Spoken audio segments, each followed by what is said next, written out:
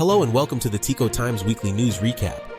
Visiting Costa Rica for the first time can be a daunting experience. To ensure a memorable and enjoyable trip, it is important to avoid some common mistakes that first-time visitors often make.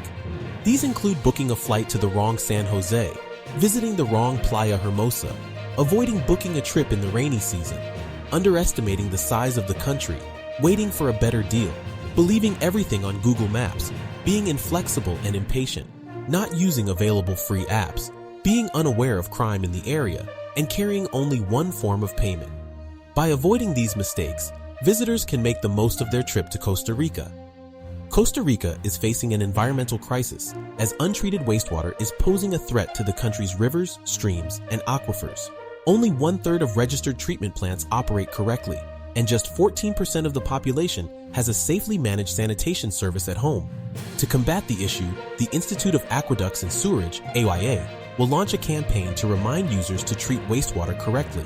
And David Benavides from AYA's sanitation route has called for a joint effort between organizations and citizens to reduce wastewater contamination. The Ministry of Environment, Ministry of Health, and AYA aim to achieve zero untreated wastewater by 2045, although the high cost of building water treatment plants remains a limitation. On World Water Day, the UN called for global action to address freshwater consumption and wastewater recovery, and Costa Rica must act quickly to protect its environment for future generations. A 3-year-old girl in Costa Rica was recently bitten by an iguana while attempting to steal her cake.